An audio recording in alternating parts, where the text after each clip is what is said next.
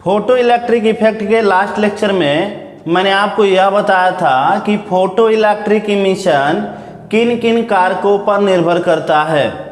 तो वहाँ पर मैंने आपको यह बताया कि प्रकाश वैद्युत उत्सर्जन मेनली 3 कारकों पर डिपेंड करेगा, जिसमें पहला फैक्टर होगा इंटेंसिटी ऑफ लाइट यानी प्रकाश की तीव्रता, दूसरा फैक्टर होगा फ्रीक्वेंसी ऑफ लाइट यानी प्रकाश की आवृत्ति, और तीसरा फैक्टर जिस पे फोटो इलेक्ट्रिक इमिशन डिपेंड करेगा वह होगा नेचर ऑफ मेटल। कैसे डिपेंड करेगा, तो मैंने आपको क्या बताया था कि इंटेंसिटी बढ़ाने पर गिरने वाले फोटानों की संख्या बढ़ेगा। मान लीजिए कि पहले 2 फोटान गिर रहा था और 2 इलेक्ट्रॉन निकल रहा था।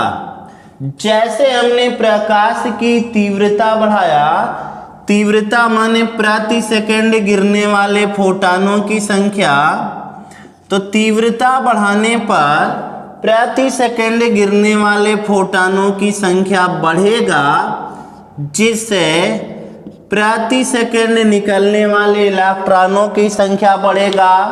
जब अधिक इलेक्ट्रॉन निकलेगा तो अधिक आवेश होगा, तो धारा का मान भी बढ़ जाएगा।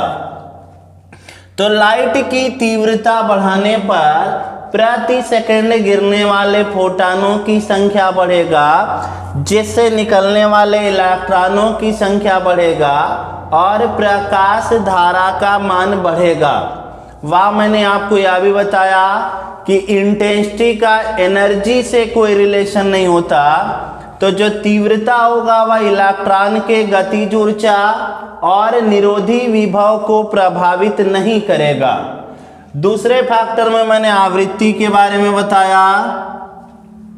तो अगर आवृत्ति का मान बढ़ाएंगे तो फोटान की ऊर्जा बढ़ेगा, आवृत्ति बढ़ाने पे ऊर्जा बढ़ेगा, और यह ऊर्जा 2 पार्ट में डिवाइड होता है, कार्यफलन और गतिज ऊर्जा, जिसमें कार्यफलन कांस्टेंट होता है जो मेटल के प्रकृति पर डिपेंड करेगा।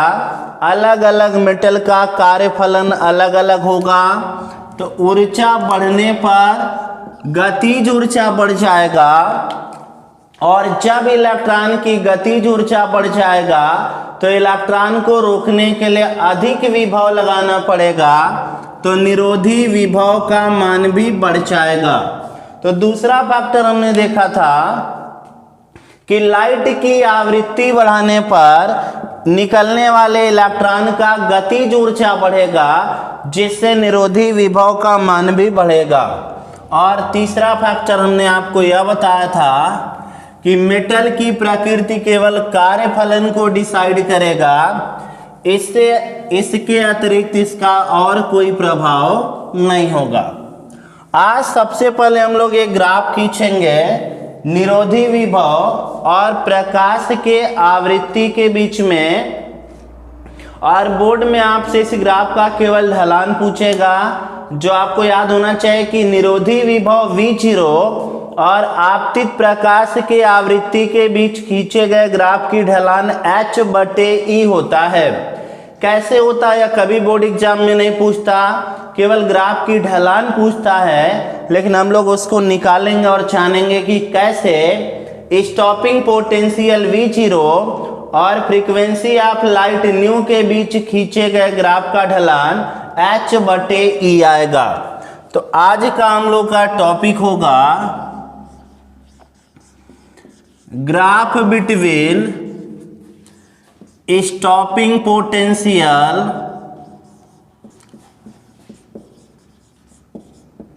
V0 and frequency of light new, और हिंदी में कहा चाहे तो निरोधी विभव V0 और प्रकाश की आवृत्ति न्यू के मध्य ग्राफ। हम लोग को ग्राफ खींचना है निरोधी विभव V0 और प्रकाश के आवृत्ति न्यू के बीच ग्राफ खींचना है। टॉपिक हम लोग का है graph between stopping potential V0 and frequency of light new. तो चले खींचा जाए, हम लोग को निरोधी विभव और आपतित प्रकाश की आवृत्ति के बीच ग्राफ खींचना है। तो y अक्ष पे हमने निरोधी विभव मान लिया और x अक्ष पर हमने आपतित प्रकाश की आवृत्ति मान लिया। यह ओरिजिन है, यहाँ पे आवृत्ति का मान भी 0 होगा और निरोधी विभव का मान भी 0 होगा। जैसे जैसे हम लोग आवृत्ति का मान बढ़ाएंगे ऊर्जा का मान बढ़ेगा, और जब आवृत्ति का मान बढ़ते बढ़ते दहली आवृत्ति के बराबर हो जाएगा तो ऊर्जा का मान बढ़ते बढ़ते कार्यफलन के बराबर होगा, और तभी इलेक्ट्रॉन निकलेगा, और जब इलेक्ट्रॉन निकलेगा तभी उसको रोकने के लिए विभव लगाना पड़ेगा, और तभी निरोधी विभव उत्पन्न होगा। बातों को आप ध्यान से समझिएगा। यहाँ ओरिजिन पर प्रकाश की आवृत्ति भी 0 होगा, निरोधी विभव भी 0 होगा। जैसे जैसे हम लोग आवृत्ति का मान बढ़ाएंगे फोटॉन का ऊर्जा बढ़ेगा। जब आवृत्ति का मान बढ़ते बढ़ते दहली आवृत्ति के बराबर हो जाएगा तो ऊर्जा का मान बढ़ते बढ़ते कार्यफलन के बराबर होगा, और तभी इलेक्ट्रॉन बाहर निकलेगा, और तभी उसको रोकने के लिए विभव लगाना पड़ेगा, और तब निरोधी विभव आएगा। और आपको मालूम है आवृत्ति का मान बढ़ाने पर इलेक्ट्रॉन की गतिज ऊर्जा बढ़ेगा और निरोधी विभव भी बढ़ेगा।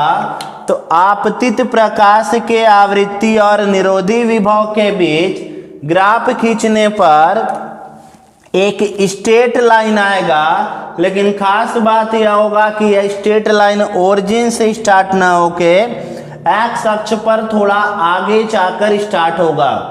ऐसा क्यों हुआ, दोबारा इसको समझा चाहे। यहाँ ओरिजिन पर आवृत्ति का मान भी 0, निरोधी विभव का मान भी 0 होगा।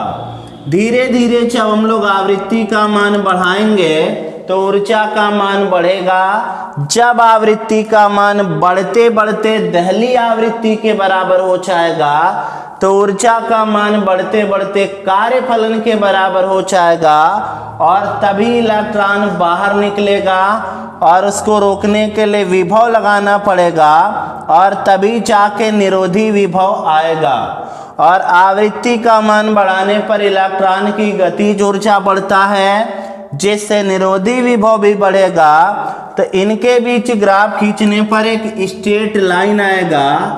अब इस ग्राफ का हमको ढाल निकालना है, और इस ग्राफ का ढाल h/e होता है, जो बोर्ड एग्जाम का क्वेश्चन है। अब यह हम लोग जान लिया जाए कि कैसे इस ग्राफ का ढाल h/e होता है। तो चलिए इसको समझा जाए कि स्टॉपिंग पोटेंशियल V0 और फ्रीक्वेंसी ऑफ लाइट न्यू के बीच का जो ग्राफ है उस ग्राफ का ढाल h/e कैसे होता है। तो हम लोग को मालूम है कि आपतित प्रकाश की ऊर्जा 2 भागों में बंटता है। एक भाग कार्यफलन और दूसरा भाग इलेक्ट्रॉन गतिज ऊर्जा के रूप में ग्रहण कर लेता है। तो यहाँ से निकल के आता h बराबर W+k और k बराबर h-W। जो आपतित प्रकाश की ऊर्जा होती है वह 2 भागों में बंटता है, कार्यफलन और गतिज ऊर्जा। तो h बराबर W+k, तो k बराबर h-W होगा। आगे आप देखिए निरोधी विभव के लिए क्या होता है, फॉर स्टॉपिंग पोटेंशियल k का मान 0 होता है, और ऊर्जा 0 करने के लिए हम लोग जो विभव लगाएंगे वह V0 × E के बराबर होता है। ऊर्जा कार्य के बराबर, कार्य बराबर विभव गुणे आवेश। तो यहाँ से निरोधी विभव का फार्मूला आ जाएगा V0 इंटू ई बराबर एच न्यू माइनस डब्लू। निरोधी विभव का फार्मूला होता है V0 इंटू ई बराबर एच न्यू माइनस डब्लू। और मैं बार बार कहता हूं कि जितना गतिज ऊर्जा इलेक्ट्रॉन वोल्ट में होगा उतना ही निरोधी विभव का मान होगा, लेकिन वोल्ट में होगा। ऊर्जा दो पार्ट में डिवाइड होता है, कार्य फलन गतिज ऊर्जा। तो एच न्यू बराबर होता है डब्लू प्लस के, यहां से आएगा के बराबर एच न्यू माइनस डब्लू होगा। स्टॉपिंग पोटेंशियल यानी निरोधी विभव के लिए इलेक्ट्रॉन को स्टॉप करना तो इसकी गतिज ऊर्जा 0 होना चाहिए। इतना ही प्रतिकर्षण के जरिए हम लोग ऊर्जा लगाएंगे विपरीत दिशा में, और ऊर्जा बराबर होता विभव गुणे आवेश, तो बराबर V0 इंटू ई। तो के जगह पे हमने रख दिया V0 इंटू ई बराबर एच न्यू माइनस डब्लू होता है। अब किसी भी ग्राफ का ढाल होता है dy बटे dx होता है, तो इस वाले ग्राफ का ढाल क्या होगा, y के जगह पर V0 है। किसी भी ग्राफ का ढाल होता है dy बटे dx, तो यहाँ पे y अक्ष पर V0 है तो y के जगह पर V0, और x के जगह पर न्यू है तो x के जगह पर न्यू आएगा। तो इस ग्राफ का ढाल होगा dV0 बटे d न्यू। तो इस समीकरण का हम लोग न्यू के सापेक्ष अवकलन करेंगे। Differentiating with respect to nu, nu के सापेक्ष अवकलन किया जाए। ई इलेक्ट्रॉन का आवेश कांस्टेंट है, बाहर हो जाएगा। V0 का अवकलन होगा dV0 बटे d न्यू होगा। H प्लांक कांस्टेंट बाहर हो जाएगा। न्यू का न्यू के सापेक्ष अवकलन 1 होगा, और W कार्य फलन भी कांस्टेंट होता है, और केवल कांस्टेंट का अवकलन 0 होता है। इस समीकरण का हमने न्यू के सापेक्ष अवकलन किया। इलेक्ट्रॉन का आवेश E कांस्टेंट बाहर हो गया। V0 का अवकलन होगा dV0 बटे d new. H Planck constant बाहर, न्यू का न्यू के सापेक्ष अवकलन 1 होगा। W कार्य फलन कांस्टेंट, और केवल कांस्टेंट का जो अवकलन होता है वह 0 होता है। यहां से आप देखिए क्या निकल के आया। तो ऊपर मैं थोड़ा सा इरेज करता हूं, तो यहां से निकल के आया dV0 बटे d न्यू बराबर h बटे e आया। dV0 बटे d न्यू क्या होगा, तो किसी भी ग्राफ का ढाल होता है dy बटे dx। यहाँ y के जगह पर V0 है और x के जगह पर न्यू है, तो इस ग्राफ का ढाल होगा dV0 बटे d न्यू। तो यह बराबर होगा स्लोप ऑफ ग्राफ, यानी ग्राफ की ढाल। तो निरोधी विभव और आपतित प्रकाश के बीच खींचे गए ग्राफ की ढाल होता है h बटे e। दोबारा आप सुनिए, हमको निरोधी विभव V0 और आपतित प्रकाश के आवृत्ति के बीच ग्राफ खींचना था। तो आवृत्ति का मान बढ़ाने पर निरोधी विभव का मान बढ़ेगा। तो ग्राफ जो था वह एक स्ट्रेट लाइन आया। अब इस ग्राफ का ढाल होता है h बटे e। तो कैसे यह ढाल निकला इसको आप समझेंगे। तो पहला काम करिए, आप इसको छाप लीजिए। तो आवृत्ति का मान बढ़ाने पर निरोधी विभव का मान बढ़ता है। तो इनके बीच में ग्राफ खींचने पर एक स्ट्रेट लाइन आता है। इस ग्राफ का हमने ढाल कैसे निकाला, आपसे केवल ग्राफ का ढाल पूछेगा, आपको याद होना चाहिए h बटे e। बाकी यह ग्राफ का ढाल आता कैसे, तो इसको आप सुनिए भाई। ग्राफ का ढाल होता है dy बटे dx होता है।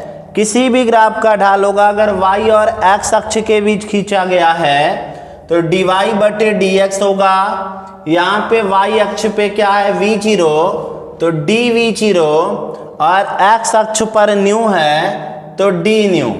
तो इस ग्राफ का ढाल होगा dv0 बटे डी न्यू। तो निकाला चाहे कैसे निकलेगा, आपतित प्रकाश का ऊर्जा दो भाग में बटेगा, कार्यफलन और गतिज ऊर्जा। तो एच न्यू बराबर डब्ल्यू प्लस के, तो यहां से के बराबर एच न्यू माइनस डब्ल्यू। निरोधी विभव के लिए इलेक्ट्रॉन का गतिज ऊर्जा शून्य करना पड़ेगा, तो इतना ही प्रतिकर्षण के द्वारा विपरीत में ऊर्जा देना होगा। तो ऊर्जा होता विभव गुणे आवेश, तो बराबर V0 इंटू ई होगा। तो के की जगह पे हमने रखा V0 इंटू ई रखा। अब हमको मान चाहिए dV0 बटे डी न्यू, तो इसका हम लोग अवकलन करेंगे न्यू के सापेक्ष। ई इलेक्ट्रॉन का आवेश कांस्टेंट बाहर, क्या मिला dV0 बटे D new, H Planck constant बाहर, न्यू का न्यू के सापेक्ष अवकलन 1 होगा, डब्ल्यू कार्यफलन कांस्टेंट इसका भी अवकलन 0 होगा। तो यहां से आ गया dV0 बटे डी न्यू बराबर h बटे ई, और यह हो गया ग्राफ का ढाल। तो V0 और न्यू के बीच ग्राफ खींचने के बाद अब हम लोग का अगला टॉपिक होगा लाभ फोटो इलेक्ट्रिक इमिशन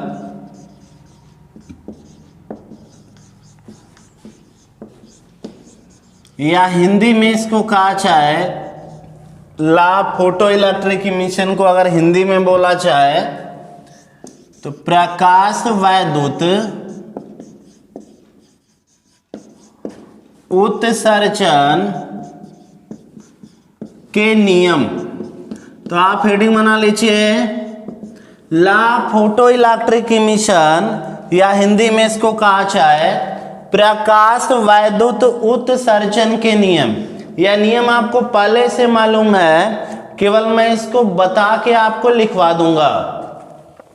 तो हेडिंग बना लीजिए लाभ फोटो इलेक्ट्रिक इमिशन प्रकाश वैद्युत उत्सर्जन के नियम। ध्यान से इसको आप सुनिए। दो साइंटिस्ट लेनार्ड और मिलिकन ने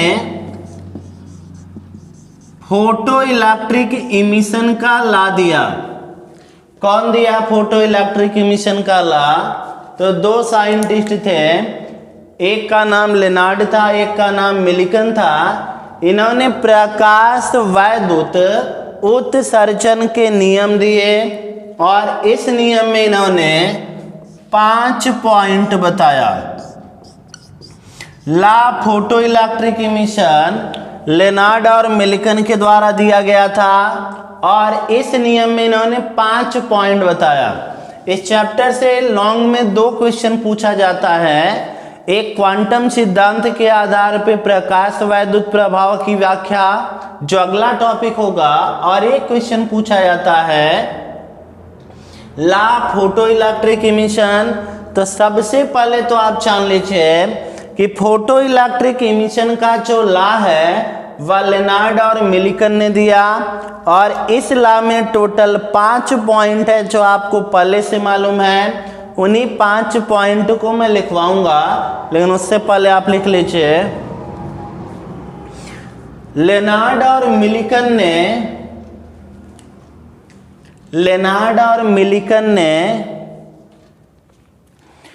प्रकाश वैद्युत उत्सर्जन के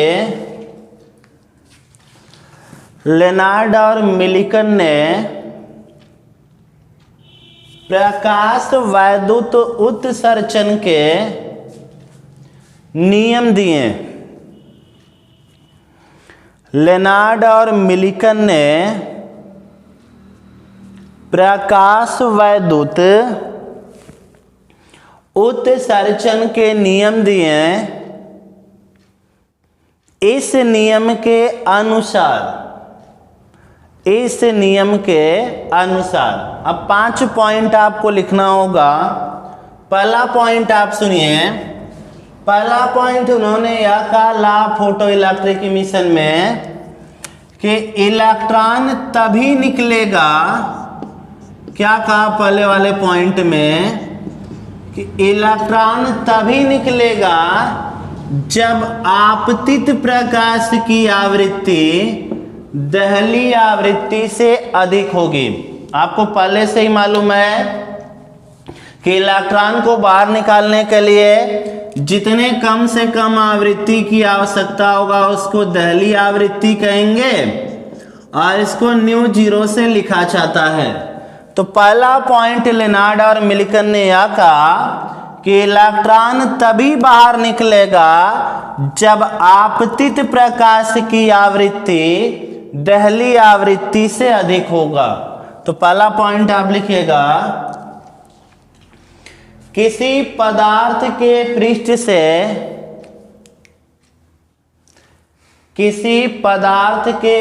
से इलेक्ट्रॉन का उत्सर्जन तभी होगा, किसी पदार्थ के पृष्ठ से इलेक्ट्रॉन का उत्सर्जन तभी होगा जब आपतित प्रकाश की आवृत्ति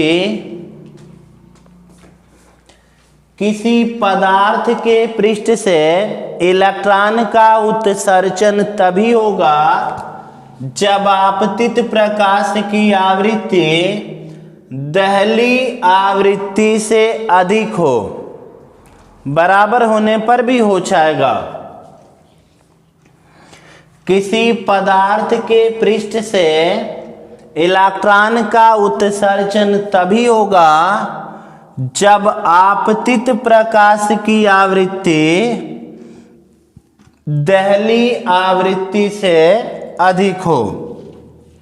तो पहला पॉइंट हमने जान लिया कि तभी किसी पदार्थ में से इलेक्ट्रॉन बाहर निकलेगा जब गिरने वाले प्रकाश की आवृत्ति दहली आवृत्ति से अधिक होगा, क्योंकि दहली आवृत्ति वह न्यूनतम आवृत्ति है जिस न्यूनतम आवृत्ति का प्रकाश इलेक्ट्रॉन को बाहर निकालेगा।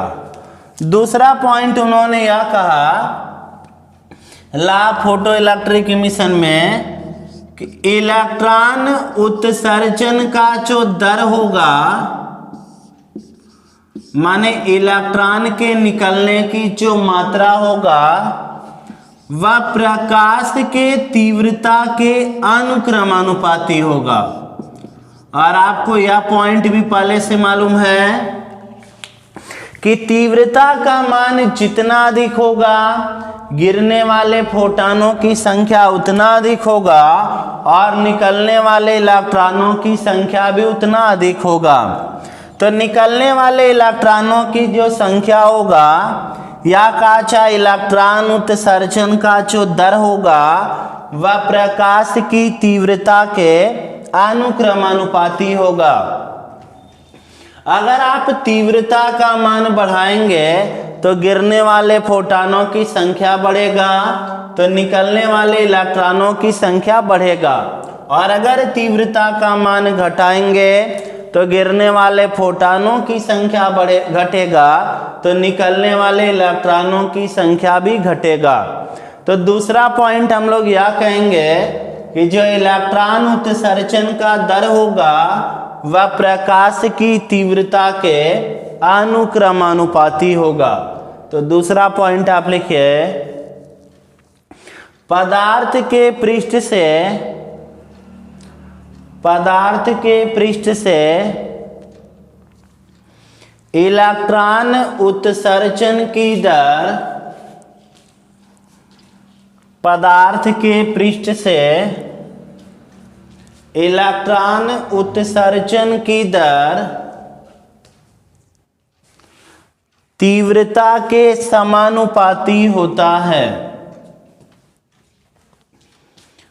तीव्रता के समानुपाती होता है।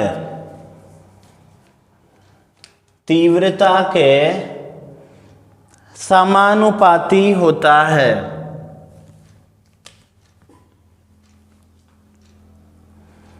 तो दूसरे पॉइंट में हमने यह जाना कि इलेक्ट्रॉन निकलने का जो दर होगा वह तीव्रता के समानुपाती होगा।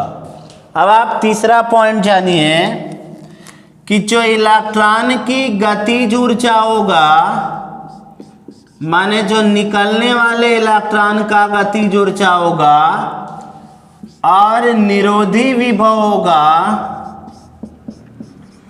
यह दोनों तीव्रता पर निर्भर नहीं करता। आपको पहले से भी मालूम है कि तीव्रता का संबंध ऊर्जा से नहीं होता, तो जो इलेक्ट्रॉन की गतिज ऊर्जा होगा और निरोधी विभव होगा, यह दोनों तीव्रता पर निर्भर नहीं करेगा। तो तीसरा जो पॉइंट है वह यह है कि निकलने वाले इलेक्ट्रॉन की गतिज ऊर्जा और निरोधी विभव यह दोनों तीव्रता पर निर्भर नहीं करेगा। और चौथे पॉइंट में हम लोग यह कहेंगे कि जो इलेक्ट्रॉन की गतिज ऊर्जा होगा और निरोधी विभव होगा, यह आवृत्ति पर निर्भर करेगा और यह प्रकाश के आवृत्ति के अनुक्रमानुपाती होगा। आवृत्ति का मान बढ़ाएंगे तो फोटॉन का ऊर्जा बढ़ेगा, तो इलेक्ट्रॉन का गतिज ऊर्जा बढ़ेगा और निरोधी विभव का मान भी बढ़ेगा। तो तीसरे पॉइंट में हम लोग यह कहेंगे कि इलेक्ट्रॉन की गतिज ऊर्जा और निरोधी विभव तीव्रता पर निर्भर नहीं करता, और चौथे पॉइंट में यह कहेंगे कि आवृत्ति पर निर्भर करता है और आवृत्ति के समानुपाती होता है। तो चले लिखा जाए, उत्सर्जित इलेक्ट्रॉन की गतिज ऊर्जा, उत्सर्जित इलेक्ट्रॉन की गतिज ऊर्जा, उत्सर्जित इलेक्ट्रॉन की गतिज ऊर्जा और निरोधी विभव प्रकाश की तीव्रता पर निर्भर नहीं करता।